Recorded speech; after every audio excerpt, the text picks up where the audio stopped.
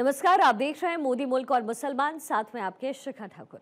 मोदी सरकार में कई जन कल्याणकारी योजनाएं चलाई जा रही हैं और इन योजनाओं को लेकर के देश के मुसलमानों का क्या है सियासी मूड। प्रधानमंत्री मोदी के सबका साथ सबका विकास से कितने प्रभावित हैं मुस्लिम मतदाता, मुसलमानों तक कितनी पहुंची केंद्र सरकार की योजनाएं। भारत 24 आपके लिए लेकर आया है इन तमाम सवालों के जवाब। तो आइए शुरू करते हैं हमारा खास शो मोदी मुल्क और मुसलमान। अभी चले जाएं मार्केट में, जितनी खरीदारी हुई है आप उसका डेटा निकालिए। 60% उसमें शायद मुस्लिम लोग होंगे जिन्होंने धनतेरस पर खरीदारी करी। मोदी जी से कोई शिकायत नहीं है, एक अच्छे नेता हैं, हमें उनमें कोई बुराई नहीं दिखती। कम से कम मैं समझता हूँ 40% मुसलमान जो है वो बीजेपी से जुड़ा है और यही वजह है कि सरकार लगातार बनती चली आ रही है जब चुनाव हो रहा है। नमस्कार, आदाब। भारत 24 का स्पेशल प्रोग्राम मोदी मुल्क और मुसलमान देख रहे हैं आप, और मुरादाबाद की मुस्लिम आवाम से जानेंगे कि मोदी मुल्क और मुसलमान को लेकर क्या सोचती है मुरादाबाद की मुस्लिम आवाम। मेरे साथ इस वक्त बात करने के लिए पद्मश्री से सम्मानित दिलशाद हुसैन जी हैं, दरगाह के सज्जादा नशीन हैं, और भी मुस्लिम धर्मगुरु हमारे साथ बात करने की मौजूद हैं। मुरादाबाद एक्सपोर्ट डेवलपमेंट के नुमान मंसूरी जी हैं, सामाजिक कार्यकर्ता हैं मुस्लिम समाज को लेकर। आइए बात करते हैं। सबसे पहले आपसे शुरुआत करेंगे क्योंकि आप पद्मश्री हैं और सरकार ने आपको पद्मश्री से नवाजा है। मोदी सरकार को लेकर क्या सोचती है मुरादाबाद की मुस्लिम आवाम? मैं दिलशाद हुसैन, पद्मश्री अवार्ड से सम्मानित, मुरादाबाद यूपी है। मुसलमान मोदी जी को अच्छा समझती है और अच्छे काम कर रहे हैं, और ख़ास तौर से दस्तकारों के लिए अच्छा काम कर रहे हैं। उसकी वजह यह है कि दस्तकार मैं भी हूँ और भी हैं, और मुरादाबाद के अंदर 2 पद्मश्री, एक मैं हूँ और एक यादव जी हैं।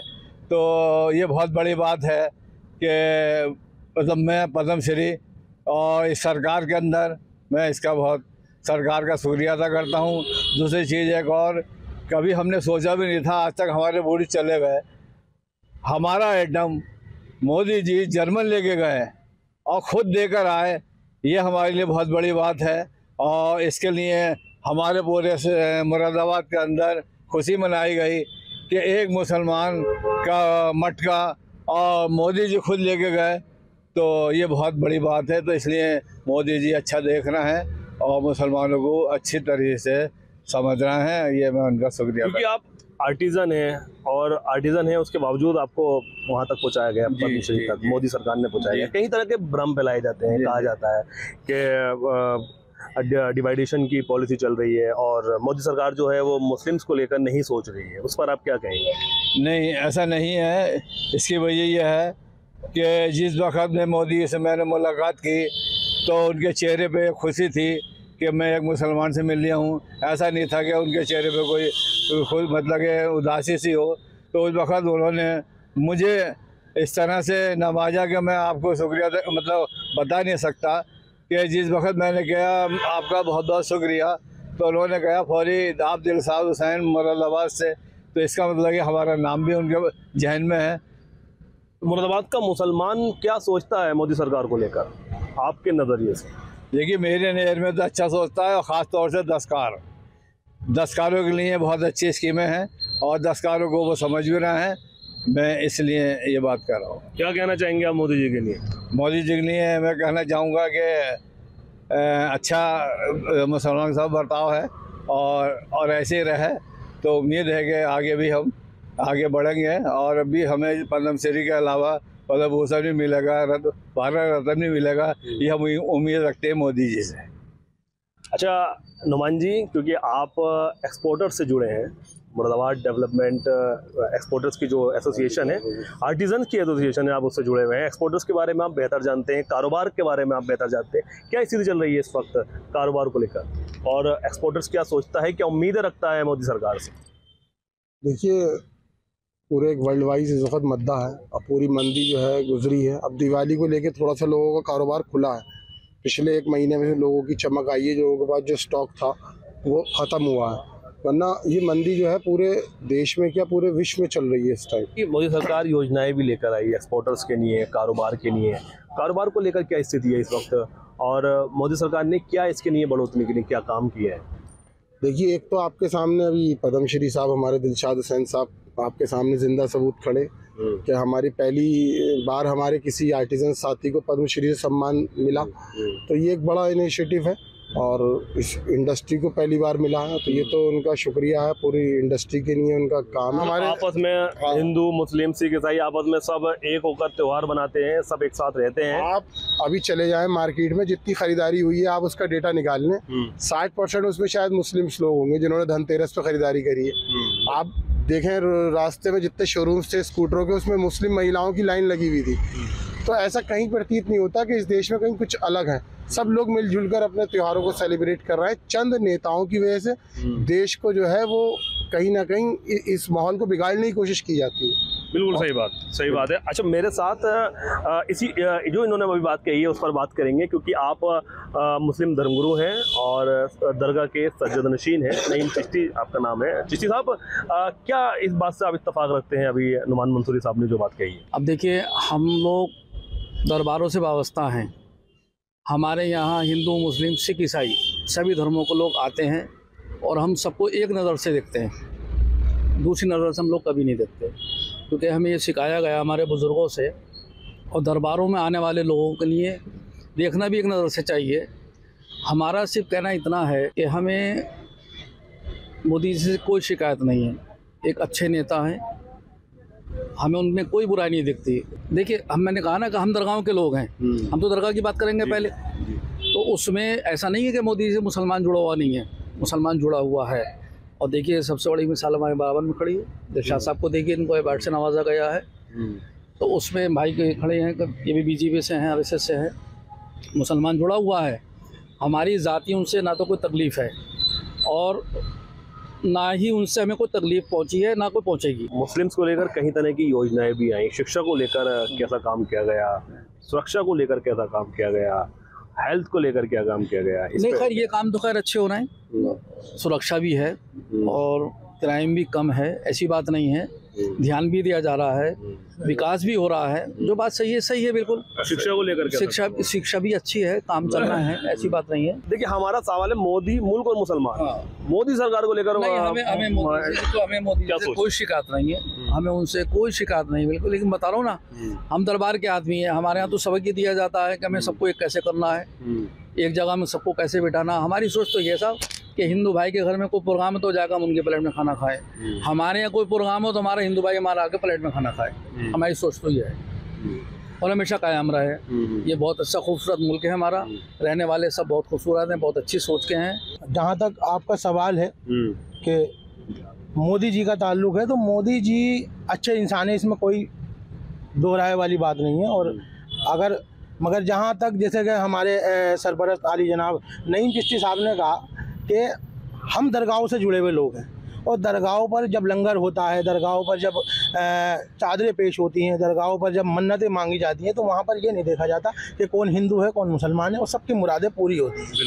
बहुत खुशी हुई थी जब मोदी जी ने ख्वाजा गरीब नवाज सरकार में चादर पेश की थी, और यही है कि मुसलमान इससे जुड़ना चाहता है। मैं समझता हूँ आज कम से कम मैं समझता हूँ 40% मुसलमान जो है वो बीजेपी से जुड़ा है, और यही वजह है कि सरकार लगातार बनती चली आ रही है। जब चुनाव हो रहा है बढ़ चढ़ के जो है बीजेपी आ रही है। देखिए, मुरादाबाद में मोदी मुसलमान और सरकार जी, मोदी सरकार ने जो स्कीमें दी हैं, देखिए पहली बार मुरादाबाद में अगर आप पूरे मुरादाबाद मंडल का करेंगे तो 32 मुसलमान लड़के PCS IPS IAS में आए हैं।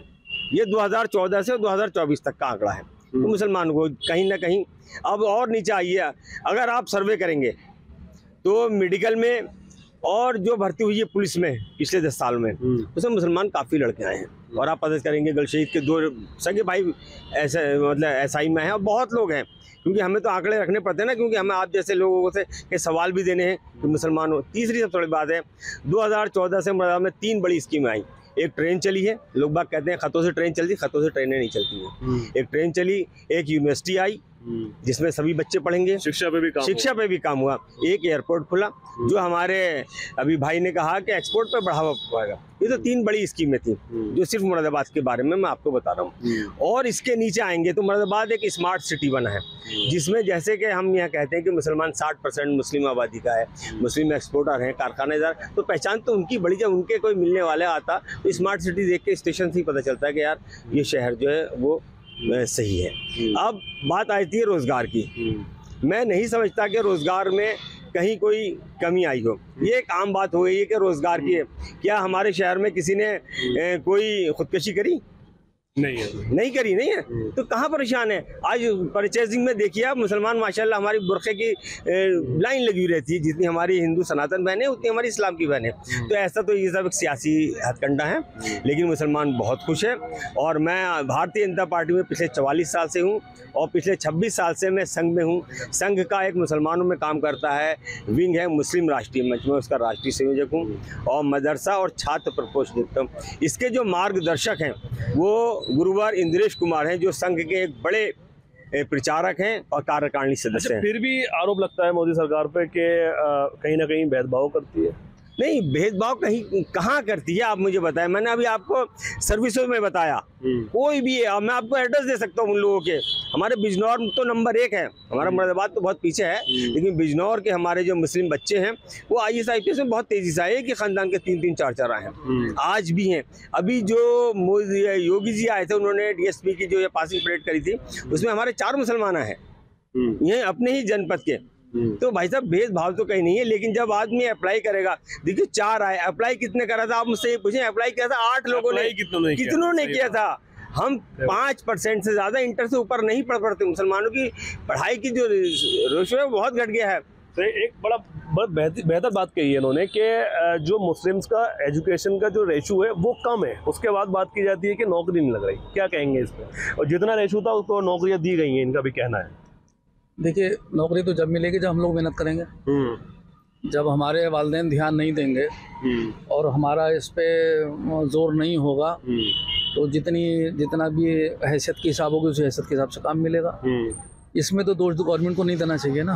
अगर हम मेहनत करेंगे, बच्चों को पढ़ाएंगे लिखाएंगे, सब कुछ करेंगे, तो फिर उनका नंबर भी आएगा, उनका नाम भी आएगा। और जब कोशिश ही नहीं करेंगे तो उसमें तो गवर्नमेंट को कहने का हमारा कोई हक नहीं बनता, वो कहने भी नहीं चाहिए। साहब, क्या आपकी क्या राय है इस बात पर? हमारे बाजार भाई जो कह रहे हैं बिल्कुल सही है, क्योंकि इनको बहुत जानकारी है इस मामले में, हमें तो इतनी नहीं है, तो इनकी बात जो हकीकत है। कई योजनाएं आपने बताई जैसे जो कि यहाँ मुल्क के मुसलमानों को उसका फायदा मिल रहा है।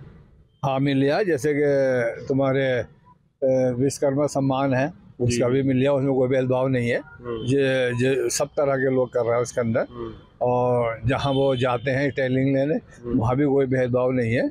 इस तरह से कुछ नहीं है, जो बात सही है वो सही है। किसी भी तरह का, जैसे कि हमारा आयुष्मान कार्ड है तो उसके अंदर भी कोई भेदभाव नहीं है। अपना कार्ड लेके जाओ किसी भी अस्पताल में जहाँ पे उसका स्कीम है चाहे मानी जा रही, तो वहाँ पर इलाज बाकायदा होता है और अच्छे से इज्जत भी मिल रही है। कोई ऐसा भेदभाव नहीं है कि ये मुस्लिम है तो इसका कार्ड मत देखो या इसका वो देखो, ऐसा बिल्कुल नहीं है। मैं इसमें मोदी जी का बहुत बहुत शुक्रिया अदा करना चाहता हूँ और आगे के लिए कहना चाहता हूँ कि कुछ लोग ऐसे हैं जिनको ज़रूरत है कार्ड की, जैसे कि वो बहुत नीचे तबके के हैं, उनका कार्ड नहीं बना हुआ है, कोई ऐसी स्कीम और मोदी जी निकाल दें जिससे कि जिनके रह गए उनके भी बन जाए। बिल्कुल बिल्कुल। तो क्या लगता है कि युवाओं के लिए क्या क्या काम हुए हैं मोदी सरकार में? युवाओं के लिए अच्छे काम हुए हैं। सबसे पहला काम तो ये हुआ है कि हुनर हाट लगी थी, फेयर लगी थी। फेयर के लिए हमें पैसा देना पड़ता है, तो यहाँ फ्री स्टॉल मिले थे हमें हुनर हाट में। मुंबई, बेंगलोर, दिल्ली सब जगह हुनर हाट लगे थे और अच्छा मतलब रिस्पॉन्स मिला था। वहाँ पे मोदी जी ने खुद उद्घाटन करा था, राजनाथ जी ने खुद उद्घाटन करा था और यहाँ से पैसे भी दिए थे वापसी उन्होंने कि स्टॉल के आपको 15,000 20,000 वापसी मिलेंगे। तो युवाओं ने लगाया और अच्छा बिजनेस करा वहाँ पर, तो युवाओं के लिए अच्छा एक पैगाम था वो। आजकल मॉडर्नाइज है, जो हमने बड़े बड़े एक्सपोर्ट हाउस बनाए उसमें मशीनरी है, जो 10 कारीगर काम करते हैं तो वहाँ एक मशीन काम कर रही है। इस वजह से उन लोगों को भी रोजगार चाहिए था। लोगों ने उसका अल्टरनेट ये सोचा कि हम रिक्शा, ऑटो रिक्शा चलाएं, वो भी प्रदूषण को ख़त्म कर रहा है। जो पहले हमारा वो था जो हाथ से करते वो मैन पावर थी, पावर तो कहीं ना कहीं तरक्की तो हुई है।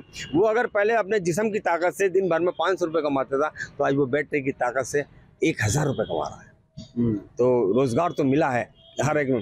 तीसरी सबसे बड़ी बात थी, अब आपने मुरादाबाद के मुसलमानों की बात करी, तो मुसलमानों को 2014 से अब तक 7 नेशनल लेवल के अवार्ड मिले, जिसमें एक अवार्ड तो हमारे दिलशाद भाई को पद्मश्री सबसे बड़ा अवार्ड मिला है। इसके बाद एक राष्ट्रपति अवार्ड होता है जो हमारे इलियास खां जो है अब डेवलपमेंट हैंडीक्राफ्ट में असिस्टेंट वो थे, उनको मिला है, रिटायर हो गए वो भी इसी सरकार में मिला। तो मुझे और शिक्षा के क्षेत्र में तो कई हमारी बहनों को जो है शिक्षक अवार्ड जो होता है प्रदेश का है, राष्ट्र को, वो मिला है। सालों से पड़ा हुआ जो एयरपोर्ट स्टार्ट नहीं हुआ था वो भी तो हुआ। नहीं, मैंने अभी आपको बताया कि 3 चीज़ें हुई, एक ट्रेन चली, एयरपोर्ट आया और हमारी एक यूनिवर्सिटी बनी। यूनिवर्सिटी में सभी लोग, सस्ती यूनिवर्सिटी है, नेशनल यूनिवर्सिटी है, तो वो सभी के नहीं है। हमारी जो सोच है वो समाज और देश की नहीं है। हमारे यहाँ किसी भी तरह का कोई भेदभाव नहीं आता। मैं संघ में 26 साल से, मेरी संघ आयु जो है वो 26 वर्ष है और मैं ITC OTC सब के रहे हूँ, संघ में रहता हूँ। तो मैं एक बात कहूँ, थोड़ा सा हमारे सब भाई माफ़ी के साथ से, जो हमारे इस्लामी सुन्नते तरीके थे वो आज संघ में है। हम सूरज निकलने से पहले उठते हैं और हर काम अपना खुद करते हैं और समाज और देश के लिए सोचते हैं। हमारे आगे नाम के आगे कुछ नहीं होता, सिर्फ ये होता। हमारे यहाँ कोई बिरादरी नहीं है। आप मज़ाहिर खान नाम पूछेंगे कोई नहीं बताएगा, मज़ाहिर जी कहेंगे तो आप सब बता देंगे। पूरा नाम क्या है? मेरा मोहम्मद मज़ाहिर खान, लेकिन अब वैसे मुझे जो पहचान है वो मज़ाहिर जी के नाम से मेरी पहचान है। और मैं इस टाइम मदरसा और एजुकेशन पे देख रहा हूँ, और इसी के साथ मैं पिछले 2 टर्म मिनिस्ट्री ऑफ एजुकेशन में एग्जीक्यूटिव बोर्ड में मेंबर रहा।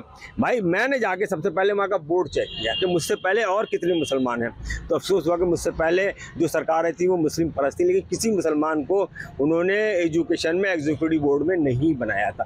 पहली बार किसी को बनाया तो वो संघ का आदमी बना, मज़ाहिर। अच्छा, अगर एक वर्ड में अगर पूछा जाए कि मोदी जी के बारे में, प्रधानमंत्री नरेंद्र मोदी के बारे में, तो कैसी शख्सियत है? जी, मोदी जी बहुत अच्छी शख्सियत है। जो अपराध करता है उसके घर टूटते हैं, चाहे वो किसी भी समाज का हो। उसमें अगर आप सर्वे करेंगे, नहीं तो आप मुझसे पूछे, मैं बताऊंगा आपको मुरादाबाद मंडल में या पूरे उत्तर प्रदेश में जितने अगर मुसलमानों को टूटे हैं, तो उसमें हमारे और समाज के लोग, चाहे वो ठाकुर हो, पंडित हो। अगर इनकाउंटर हुए हैं तो सब समाज के हुए हैं, लेकिन वो बदमाश थे, वो समाज को कहीं ना कहीं नुकसान पहुँचा रहे थे। मोदी जी बहुत अच्छी शख्सियत के मालिक हैं। आप पर्सनली उनसे मिलेंगे, बात करेंगे तो बहुत अच्छा रहेगा। हमारे दिलशाद भाई और मुरादाबाद के बहुत से मुसलमान जो मेरे आते हैं या मुझे मानते हैं, मुझसे मुसलमान प्यार तो करता है, लेकिन मेरे पास नहीं आएगा, किसी और के पास चला जाएगा। अच्छा चिश्ती साहब, आप क्या कहना चाहेंगे? आपसे ये अगर मैं सवाल करूँ कि मोदी शख्सियत के बारे में बताएं तो क्या कहना चाहेंगे? बहुत छोटे वर्ड्स। देखिए, अभी जैसे मुज़ाहिर भाई ने कहा, हमारे जितनी भी तारीफ़ें मोदी जी की जा रही हैं वो अच्छी बात है और करनी भी चाहिए, वो तारीफ़ के लायक भी हैं। मैं भी उनकी तारीफ़ करता हूँ। मुफ्ती साहब, आप क्या कहना चाहेंगे? अगर एक वर्ड पे बात करें कि मोदी के बारे में क्या सोचता है मुसलमान, कैसी शख्सियत है? मैंने पहले ही लाइन बोली थी जिसमें मैंने बताया कि मोदी जी अच्छी शख्सियत के मालिक हैं, और मोदी जी की शख्सियत कितनी अच्छी है इसमें कोई दो राय वाली बात नहीं है कि वहाँ से कोई भेदभाव नहीं है। लेकिन नीचे स्तर पर जब आए और योजनाओं का जहाँ तक लाभ का ताल्लुक है, योजनाओं में भी बहुत सी योजनाएं ऐसी हैं जिसके मुसलमानों को भी लाभ मिल रहा है और सभी जातियों को मिल रहा है। और ऐसा नहीं है अभी जैसे यहाँ पे ये क्या नाम है, मोदी जी विकास वाला ये मकानों वाला योजनाएं थी, तमाम इसमें हिंदू को भी मिले हैं मकान, मुसलमानों को भी मिले, सिख को भी मिले, ईसाई को भी मिले। तो यहाँ पर तो कोई भेदभाव नहीं है। 3 तलाक जो ख़त्म की गई है, ये भी मोदी सरकार ने खत्म की है। देखिए, जहाँ तक 3 तलाक का मामला है, तो 3 तलाक का हमारी शरीयत का मामला था और वो ज़्यादातर हमारे आलिम लोग उसके बारे में जानकारी देंगे, क्योंकि मैं दरगाह का सज्जादा नशीन हूँ और मैं आलिम नहीं हूँ। अच्छा। तो इसके बारे में तो हमारे आलिम ही बताएंगे। मतलब मुस्लिम महिलाओं को फ़ायदा हुआ 3 तलाक से? महिलाओं को भाई साहब देखिए, 2 बड़े फैसले करे मोदी सरकार ने। 3 तलाक का किया और एक हज को जाने की, जो हमारी बहनें थी जो नहीं जा पाती थी, अब वो अपनी अकेली भी हज को चली जाती हैं। ये 2 बड़े फैसले हैं। इससे मुसलमान समाज में फ़र्क तो पड़ा है। अब हम माने या नहीं माने, मुस्लिम वोट तो मोदी जी को मिल ही रहा है, चाहे भले ही वो 4% मिले या 5% मिले। हम वोट की राजनीति कर भी नहीं रहे, हम समाज को आगे बढ़ा रहे हैं। हमारी जो है तालीम, तहजीब और तरक्की। और आज मैं आपको बता दूं, मुस्लिम राष्ट्रीय मंच जो संघ का एक अनुषंगी संगठन है, जिसको गुरुवर इंद्रेश कुमार मार्गदर्शक हैं, वो आज हिंदुस्तान का सबसे बड़ा मुस्लिम संगठन है।